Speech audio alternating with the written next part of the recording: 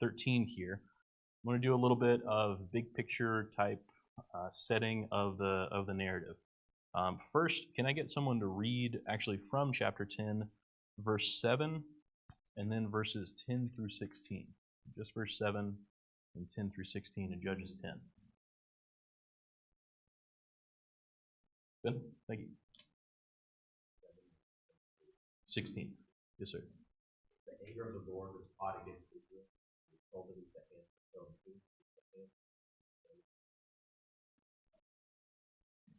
and the children of Israel cried out to the Lord, saying, "We have sinned against you, but we have not forsaken our God and served the man." The Lord said to the children of Israel, "Did I not deliver you from the Egypt of the Lord, and the Philistines, also the Sidonians, the Amalekites, the Manites, you cried out, and I delivered you from them. Yet you have forsaken me and served other gods. Therefore I will deliver you from them.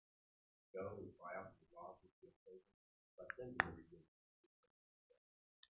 And the children of Israel said to the Lord, we have said, do to us whatever seems best to you.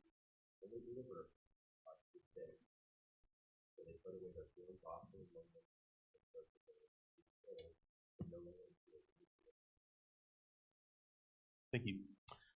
So I will save you no more should ring out to us as students of Judges, because that is a statement from a God that keeps his promises, that means what he says. Most recently, so we have the Ammonites coming from mirror image, so the east of the Jordan. They're attacking from that area, and then we also have Israel sandwiched in between the Philistines that are coming in on the west side. And Jephthah has just, at great length, taken care of, at least for a time, the Ammonites, the east side oppressors. But the Philistines, at this point, the point where we're jumping into the Samson narrative, have been oppressing Judah for 40 years. So to zoom out, what is the Judges cycle? What's the narrative cycle that we've been repeating with the people and God? Someone want to quickly describe that? Joe? Yeah, the Israelites are not appreciative of their salvation and their gift of the promised land. They're influenced by outside influences, other gods, the surrounding, the original inhabitants' places of worship and items of worship.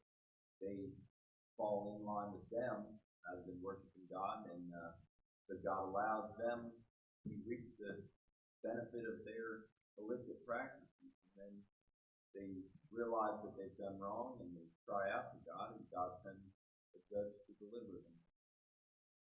And then there's peace for a time, and then it's right back into the washing machine. What's missing so far at the beginning of our Samson narrative? What part didn't happen? The people were wicked. They got punished. They're under Philistine rule. There's no crying out. They haven't asked God. The last time that they asked God for deliverance was in chapter 10, and he delivered that via Jephthah because he became impatient with their suffering. Basically, he gave them one more ride around the cycle. But now we see from the west side of things, the Philistines are oppressing them, and the Israelites seem to be somewhat content with that. We don't see any uprising. We don't see any crying out. We don't see them appealing to God anymore. And we can kind of describe Judges, the entire book, as this spiral down, this dumpster fire that's getting worse and worse and worse. And here is a real low point. I'm going to suggest that Samson represents the bottom of the funnel. And then we'll get pickaxes and we'll start digging into the ground later on. But Samson represents a true low point for the people, particularly the ones under Philistine rule. Speaking of the Philistines, where are they from? Does anyone know where the Philistines come from? Any history about them? I didn't before I looked it up. Yep. Weren't they peoples of the sea? Yes. So particularly the Aegean Sea. These are Proto-Greeks. These are Greeks before Greece got hooked up and became a thing. They were Egyptian mercenaries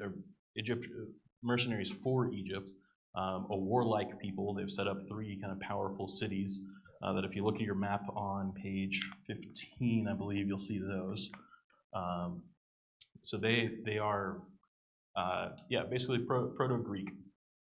And that'll be interesting as we get into some of the cultural ramifications of that. Why have we not heard of the Philistines before this? Did they just move to the area? Let me ask it a different way. Where else have we heard of the Philistines in the book of Judges?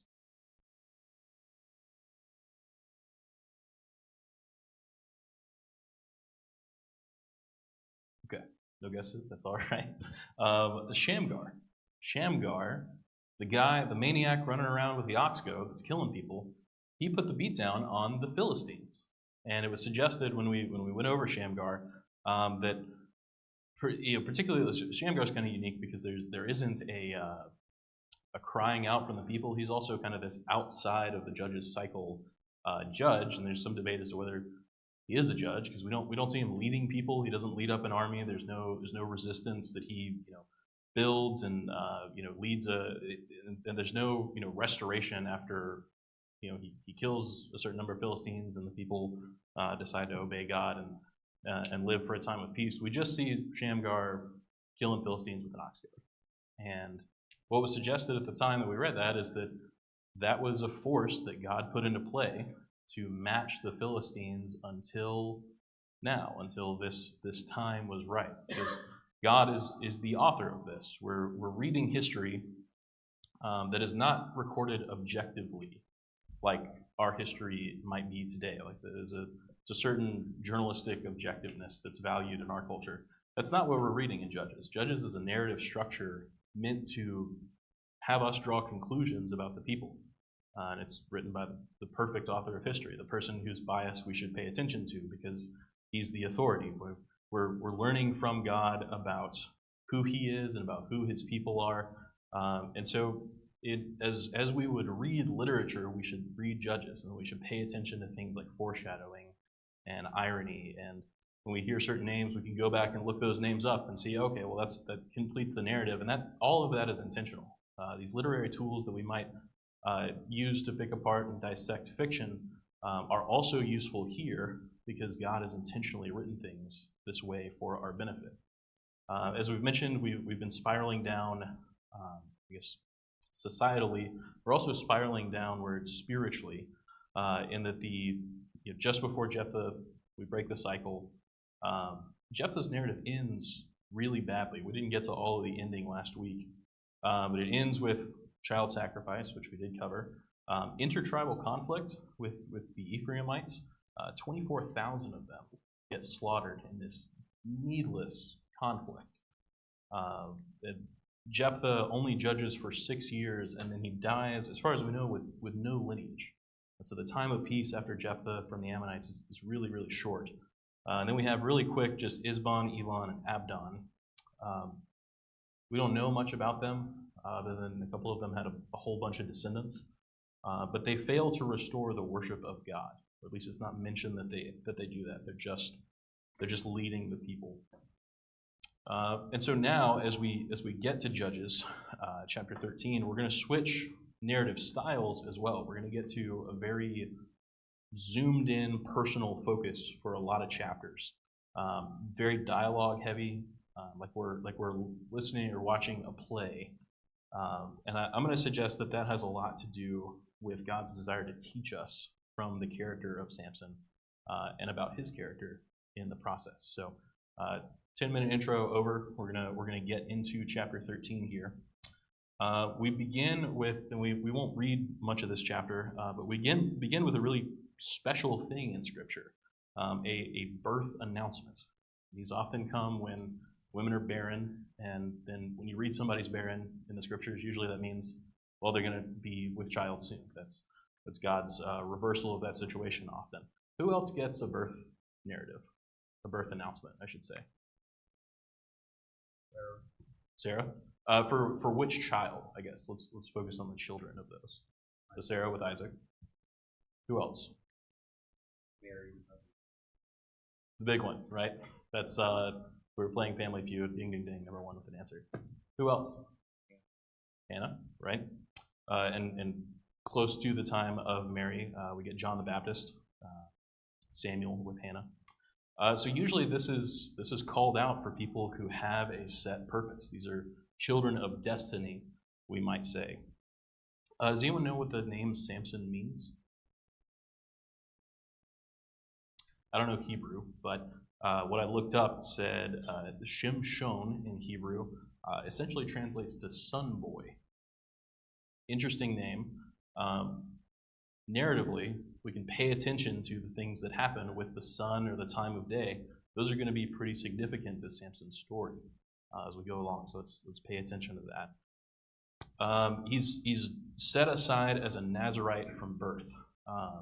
This is not a reference to Nazareth. Those are the Nazarenes. Nazirite in Hebrew means Nazir, to be separated. This is something that was introduced in the law. This was something that the Israelite people could participate pretty much at will.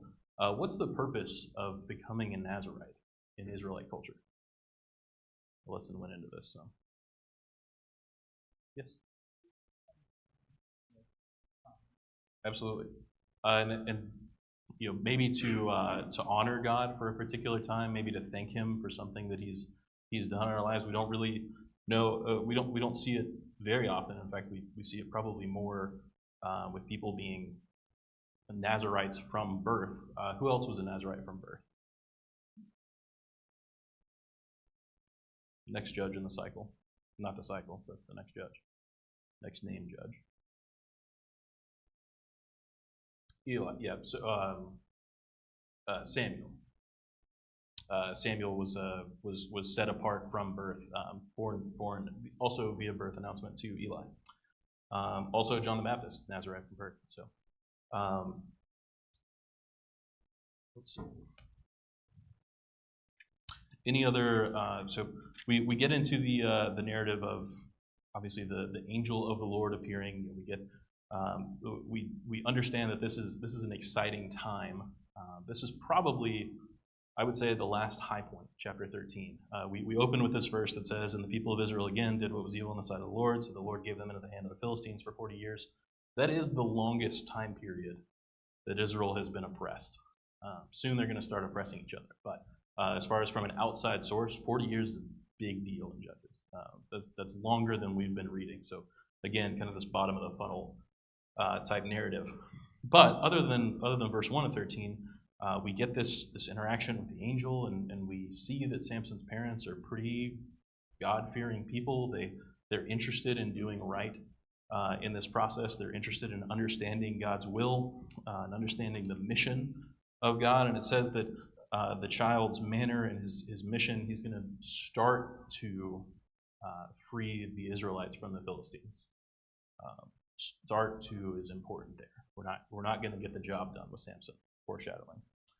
But this represents a narrative high point. We see that Samson just has so much potential at this point. He's raised by God-fearing parents. He gets all these accolades. We think about all the other people that were born under these circumstances, born to specific missions, and end up being great servants of God. And then we get to actually meet Samson in chapters 14 and 15.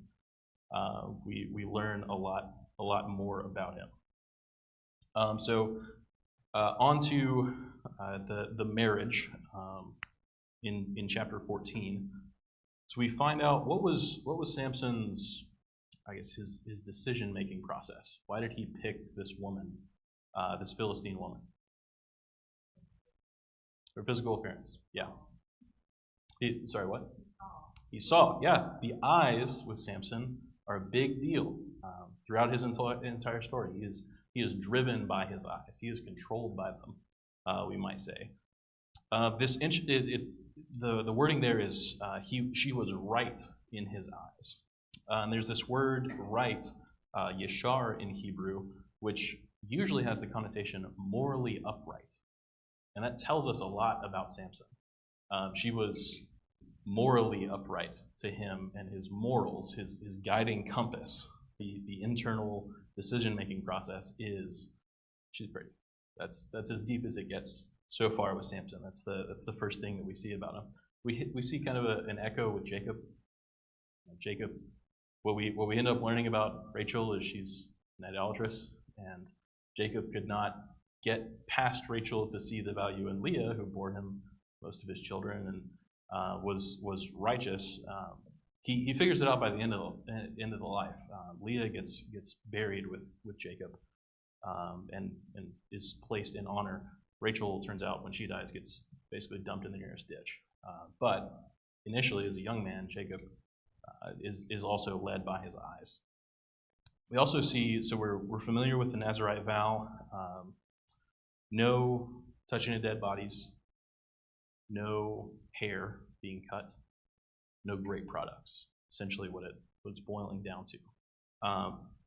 I see in the text potentially one for sure, maybe two breakings of this Nazirite vow almost immediately. Does someone want to tell us what for sure the first one is, and guess to maybe what the second one is in chapter 14?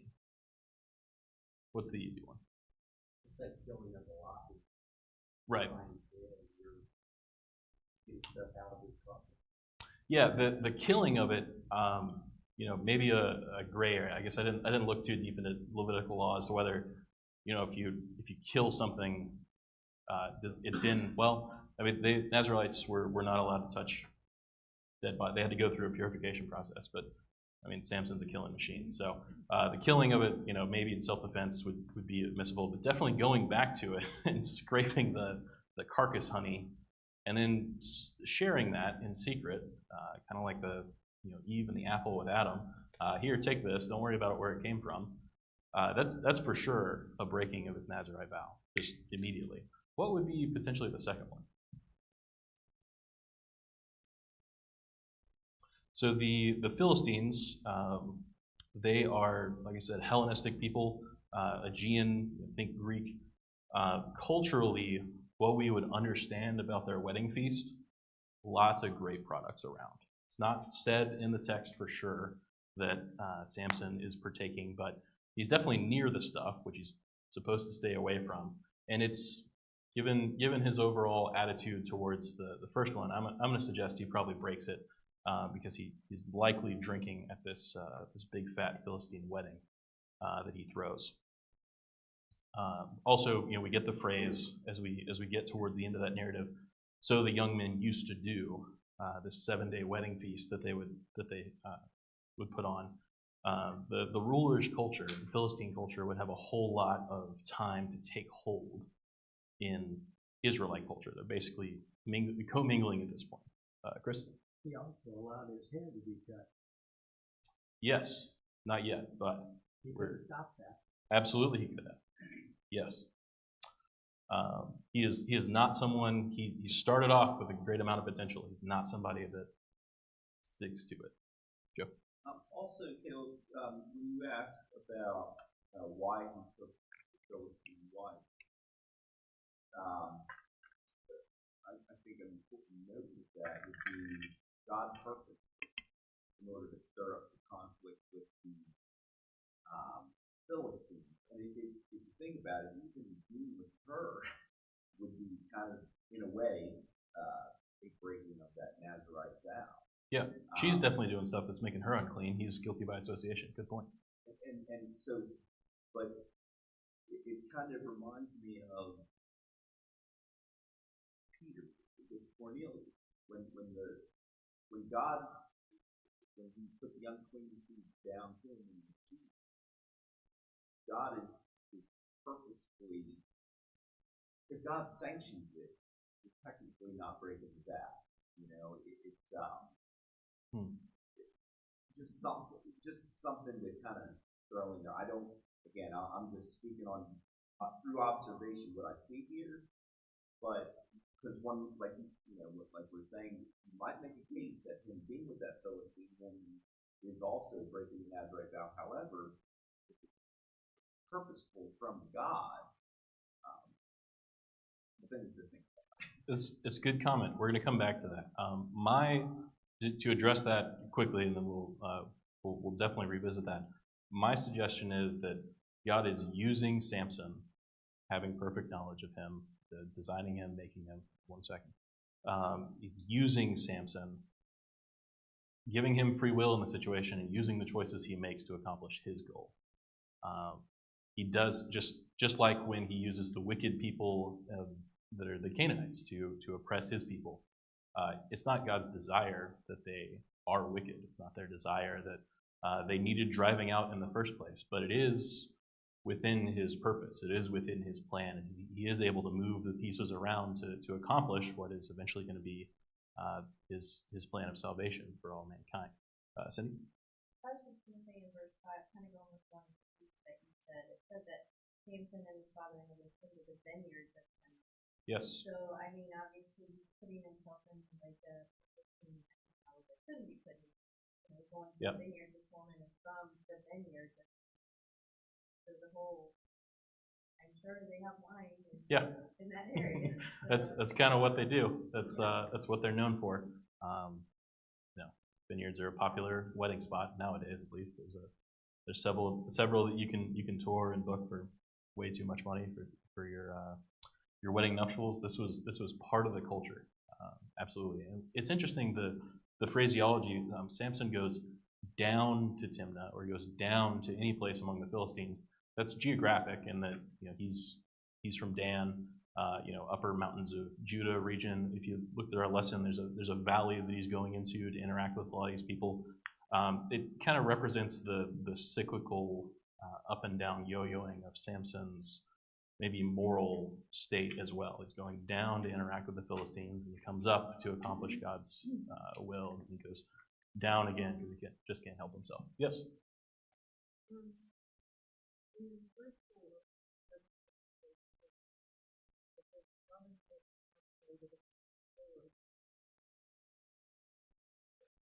Mm-hmm.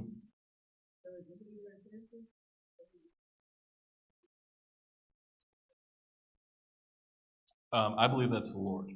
The Lord was seeking an opportunity against the Philistines. He's using what Samson is, which is childish and easily manipulated by what he sees, and he's using that to create an opportunity against the Philistines.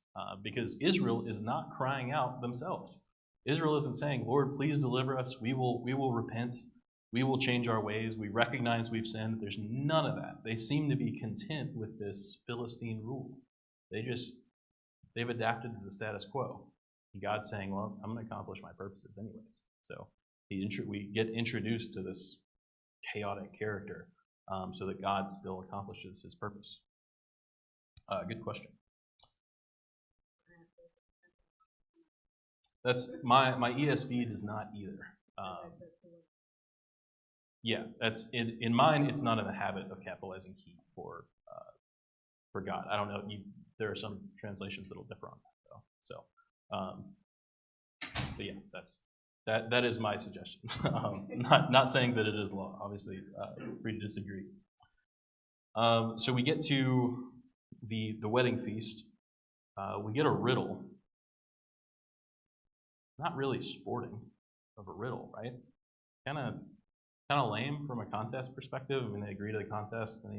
It's what does the riddle say about Samson's character?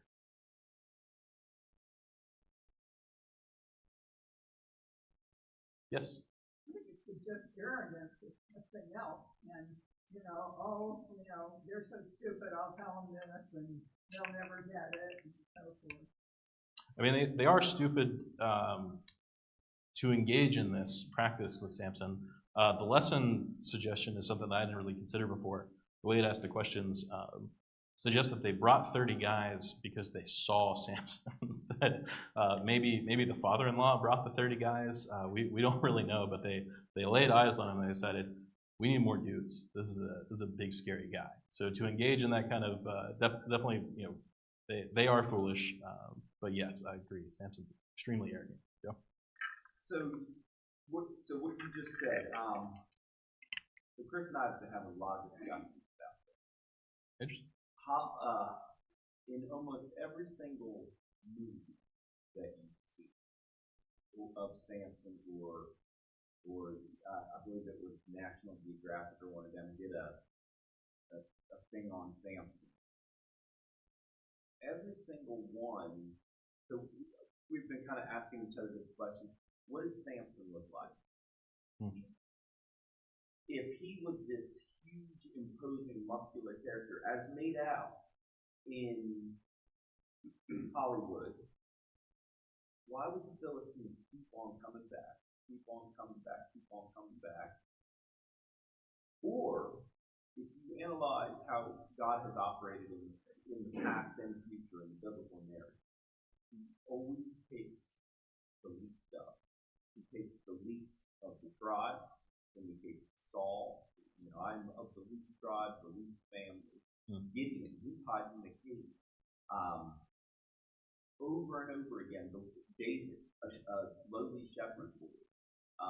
It's always, and the Bible even says, God to confound the wise, right. the foolish things of man, to confound the wise. He uses that which is minimal in earthly stature to glorify himself. And this is just opinion. Right. But looking at the biblical narrative, it would seem to me that Samson's going to look like me. A average to, below average looking dude,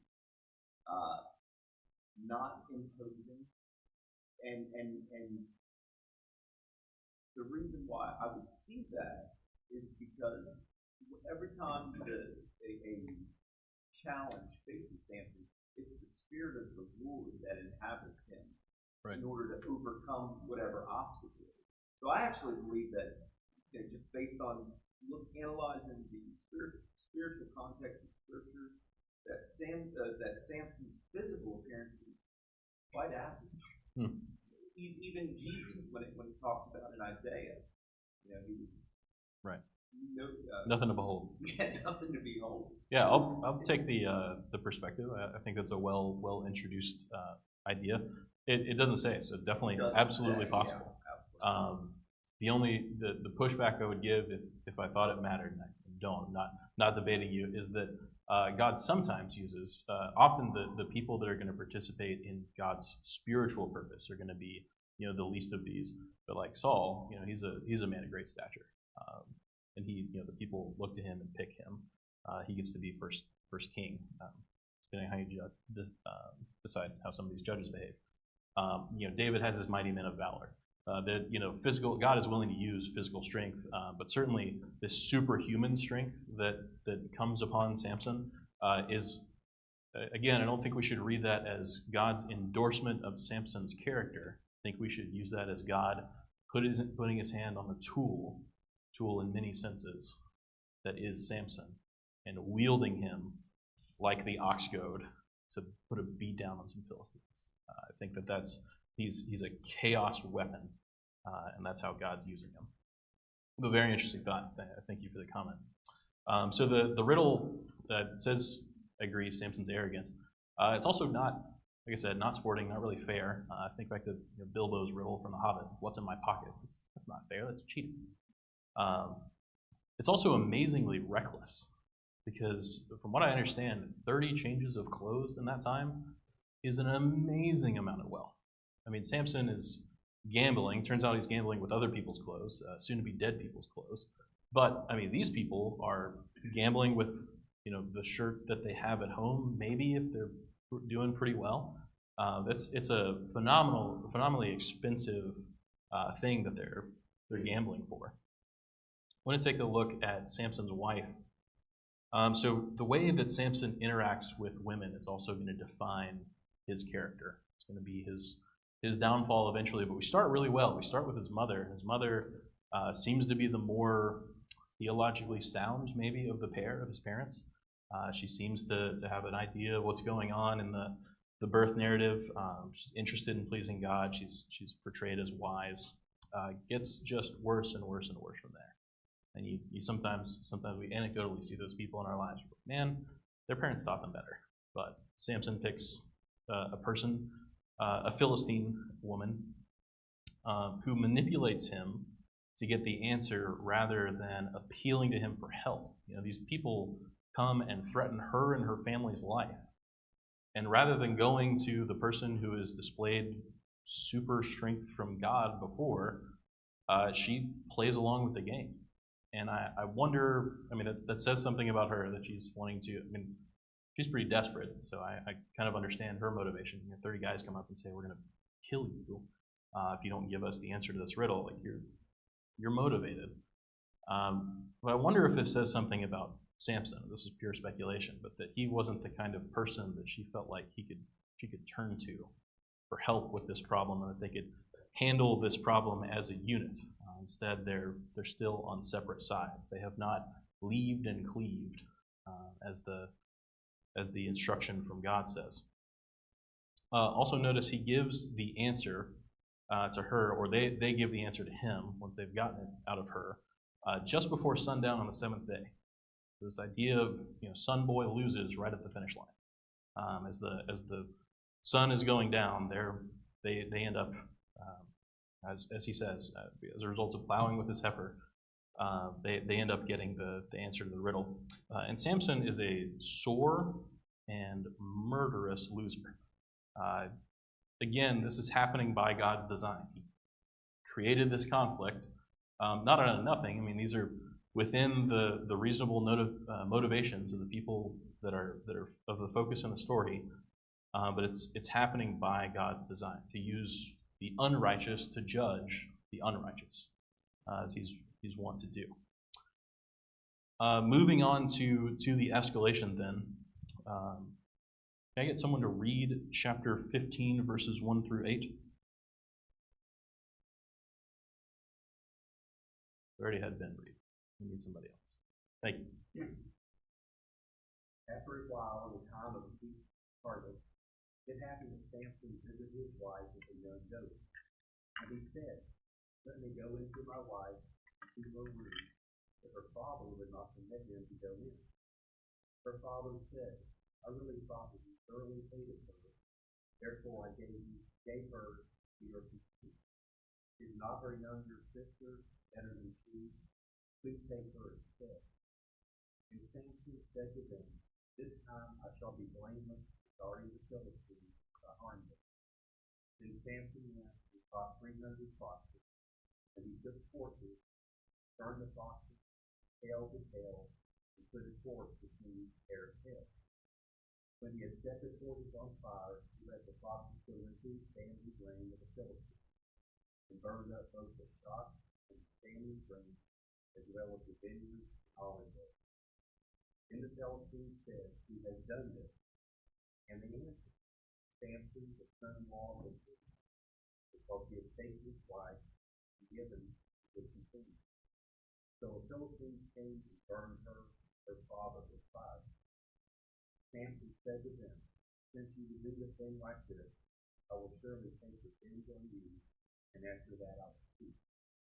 So he attacked them and set them fire with great slaughter, but he went down and put up in the crest of the rock. Thank you, Eddie. So we get these two diametrically opposed, as a result of cultures, ideas about marriage. For Israelites, betrothal, getting engaged, is legally binding. So you have to have a divorce has to be enacted. It's required to annul that betrothal. We see that with Joseph and Mary, that he's going to put her away. He's going to divorce her because they were betrothed, but because they're promised to each other, they're basically considered married. They just haven't had the party yet. In Aegean culture, they require consummation of the marriage for it to be legally binding. Otherwise, it can be called off, and so that union, physical union not happening, is necessary. Point is, these cultures don't mix, and that's by design. God says, don't do this, but Samson doesn't care, and so this is an escalation tactic that God is taking advantage of. He's pitting these people against each other because Samson's going to take revenge in a pretty intense manner. Also weird, right? When's the last time you saw one fox or two foxes? He catches 300 of them and ties fire to their tails and sends them around. The Philistines deserve what they're getting. Their wickedness was brought to fruition, and that's why they're being driven out of the land. So we shouldn't feel sorry for Philistines, but they get punished in a weird, strange, terrifying ways throughout. They seem to be maybe they were particularly wicked.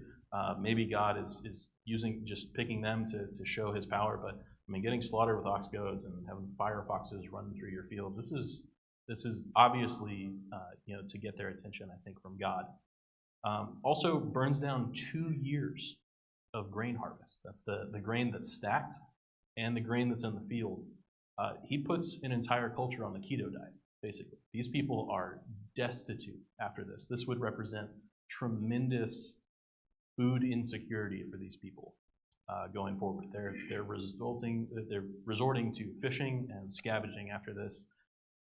Probably lots of people getting sold off. Probably lots of people in bondage. Just culturally, this is not nothing. Also, as a result of this, causes the death of his wife, who, again, she's a Philistine. Philistine people are not innocents. We won't see any wrongdoing from his wife directly.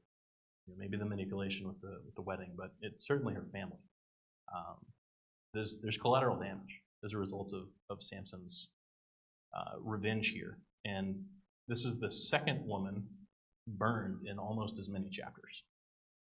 First, we have Jephthah's daughter, and there's a link, I think, between Jephthah and Samson. Both men are selfish. Jephthah's daughter comes out and not looking to reopen the can of worms about her that sacrifice, but he says, "Why have you done this to me? It's about him." Samson is entirely selfishly motivated. He allows this to happen. He's disregard. He leaves in a huff after the wedding feast, and then comes back and says, "All right, where's my wife?" and isn't patient about the misunderstanding at all. He's in it to get his and to get his revenge. Other observations about Samson's character that's revealed. We're wrapping up here. Yes, Stacey. Absolutely. Agent of chaos. Other thoughts or comments or questions? I just think it's interesting that the Philistines are already afraid of Samson. Who did this? Samson. Oh, let's go kill his father-in-law and wife. Not let's go kill Samson. Yeah, still trying to get the blood stain out of their new clothes. Yeah. They say, let's hurt the people that are close to him. let's not do that directly. And that, if we try to convince ourselves that Samson is the hero of the story, I mean, he's left with some pretty blinding character flaws. Our culture uses this term sometimes, toxic masculinity, and it misuses it in many cases. But you want to see the biblical version of a man who is selfish, uses his power for himself, derelict of duty, does not protect the innocent, does not uphold what is right, is only in it for himself. Samson's he's the definition of it. He is a selfish, destructive weapon of chaos. Few general observations about the narrative, and then we'll get into a comparison here to wrap up. So interesting that most cultures have this idea of this super strong man. You go back to Mesopotamia. I've forgotten their characters, Gilgamesh and one of his companions, that are super strong. This is a cultural motif, but particularly because these people are Hellenistic. Samson shows up on the narrative world stage. We get recordings of Samson before we get recordings of Heracles, which is eventually Hercules. I think at least these two being related is not incidental. They both have Heracles has the labor with the lion. Samson rips one to shreds. They're both super strong. They're both these kind of hero of the people type characters, but possibly could be. Yeah, haven't studied this academically, but could be that Hercules is inspired by Samson, and just word got back to Greece. God's character is revealed here in a big way. The fact that the people are not crying out to God is something that we as students and judges should pay attention to. He's delivering Israel without them asking. He recognizes they're in a really morally destitute place. And he still is merciful to them. He still is providing them deliverance. And that's That's what he's saying about his character, not what he's saying about their character. Using the unrighteous to judge the unrighteous. This is also something God will do throughout history. And we talked about kind of the judge spiral going down and down and down. Think about kind of where we began in the narrative of Israel initially taking the land. And things start out well, and they have victories, but then as we examine towards the beginning of the book of Judges, each tribe seems to have more and more trouble, and we end with Dan being really unsuccessful. And Dan, the tribe of Dan is interesting because they're not really, right now they're situated just above, if you look at your map on page 15, they're situated just above Judah. But they're not really going to have a home during this process, and they're eventually going to settle much more northern in what will eventually become the divided kingdom of Israel. Their trouble is reflected here in the fact that Samson is from Dan. He's going to deliver some people from Dan, some people from Judah. That he's going to move all around the map as just this agent of chaos.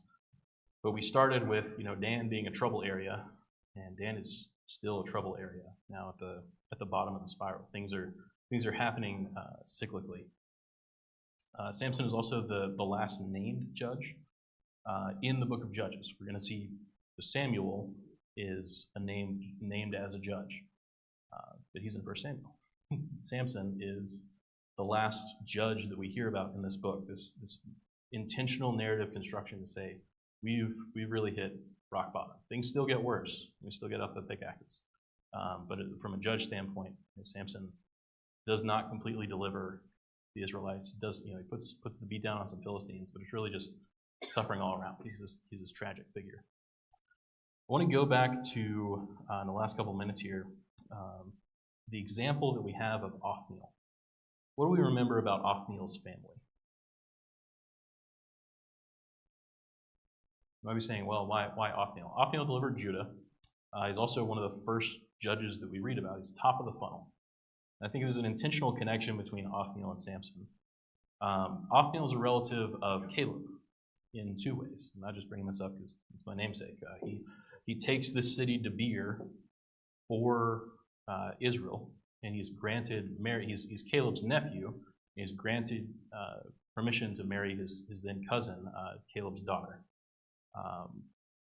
And Othniel, so does anyone remember, it's in our lesson if you flip back a few pages. What does Othniel's name mean? I'm sorry? Yes, God. So this idea, Lion of Judah, is there. Also, depending on how you translate it, could be strength of God, strong like a lion from God. Versus, compare that to Son Boy in Samson. Othniel's from Judah, Samson's from Dan, but they're in the same geographical area. The timeline, in respect to timeline, we have 40 years of peace after Othniel judges. And we get 40 years of suffering and oppression before Samson even shows up on the scene. Caleb, like I said, Othniel marries Caleb's daughter, deepens his connection to Israel. This is significant because Caleb is an Edomite. Caleb is from outside the camp. And Caleb's family are proselytes. They've decided, as people of used to be Canaan, have decided to ally themselves with God, deepen their connection to Israel. Othniel doubles up on that decision by what he marries. Samson chooses to marry and associate himself with Philistines. Kenaz is again this Edomite, this person who's outside the camp. This is Othniel's lineage. Samson is born to God-fearing parents and people who absolutely had a relationship with God and could have taught him and were led to assume did teach him. But instead, he decides to pursue worldliness. And the choices they make are significant. Othniel is somebody who, heritage, is born outside the camp, chooses to serve God, chooses to serve his people, chooses to be a result of the light in the world, paint this picture of the nations being drawn to Israel, drawn to glorifying God. That's accomplished in Othniel's life. Samson is born of prophecy. He's born dedicated to God from birth. But he chooses, as an Israelite, to live like a Canaanite. It's the reversal of that situation. So Thank you very much for comments, questions, participation. We will continue Samson. I will not be the teacher next week.